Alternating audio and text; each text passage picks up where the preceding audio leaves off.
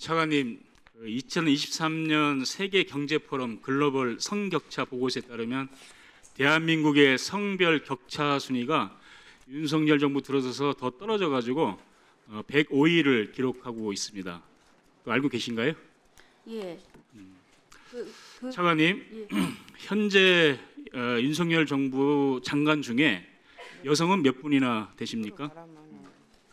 장관 중에 제가 알기로 세 분 계시고요. 예예. 차관 중에는 몇 분 계시는지 아십니까?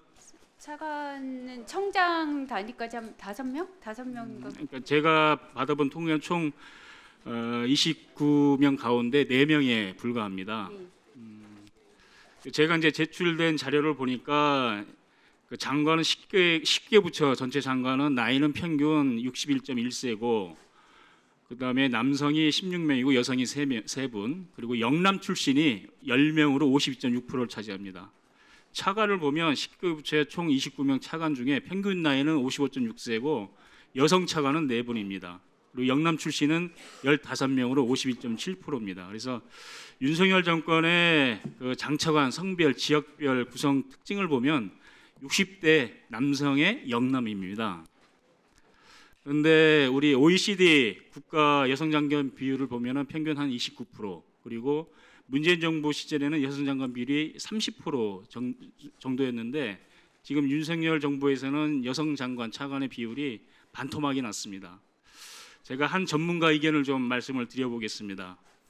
어떤 조직 안에서 한 집단이 영향력을 발휘할 수 있는 티핑 포인트를 25%로 잡는데 정부가 민간 기업 여성 임원 비율을 강제할 수는 없어도 최소한 공공기관에선 30% 이상을 여성에게 할당해야 의미가 있다. 이런 전문가 의견이 있습니다.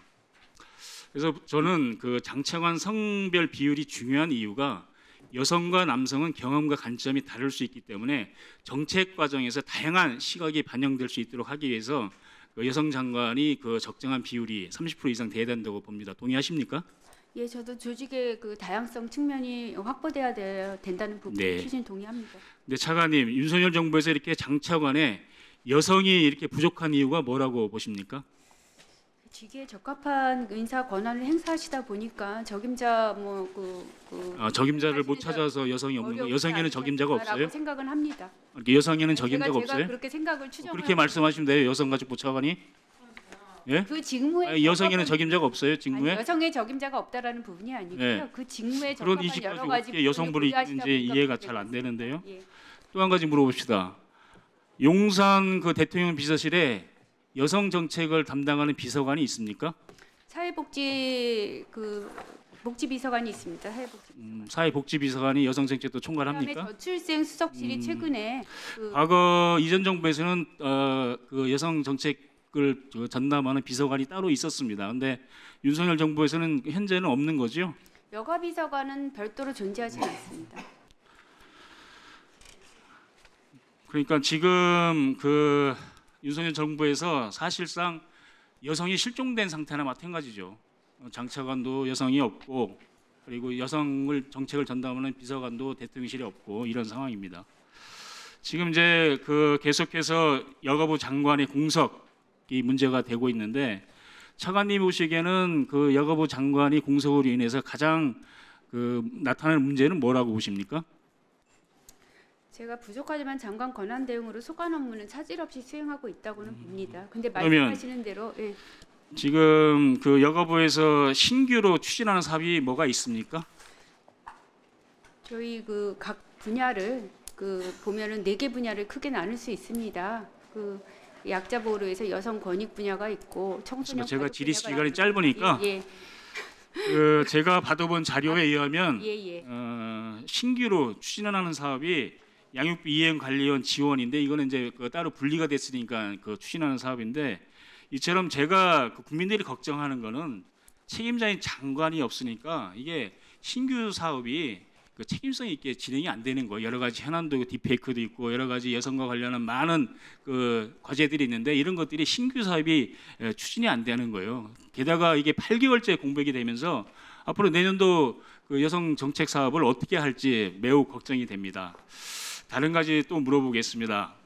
10월 9일 날 그 유엔 회의에서 그 여성 인권 문제 관련해서 일본 대표가 위안부는 근거 없는 주장이다 이런 그 발언을 했는데 알고 계시죠? 예. 네. 근데 우리 한국 대표는 아무런 그 발언을 하지 않았습니다. 대응을 하지 않았는데, 근데 우리가 지금 한국에는 유엔 여성 철폐 차별위원회에서 저번 4월달에 그 4개의 공고안을 그 제시를 했죠.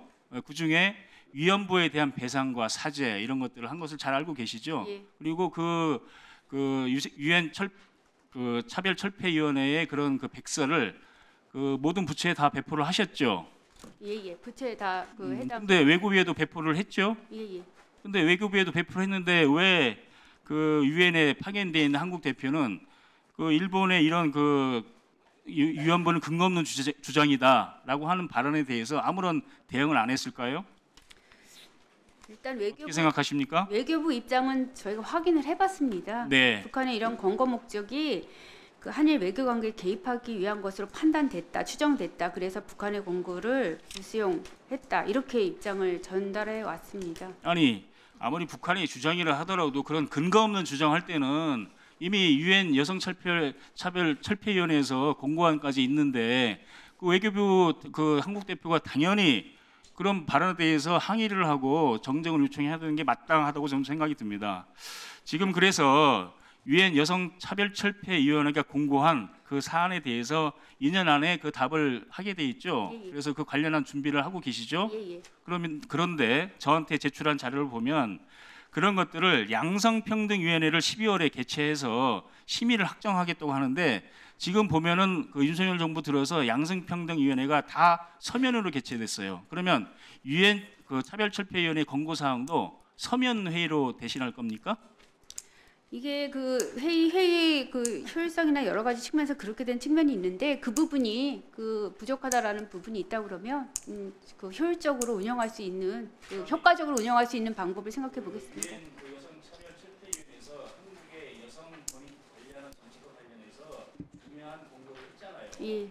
여성 가족 지원부터 위안부 배상 사죄 이런 거 관련한 부분은 전 부처가 다시 논의할 사안인데 이런 중요한 사안을 서면으로 편의적으로 해서는 답이 없는 거잖아요. 그래서 이번에는 그 양성 평등위원회를 반드시 대면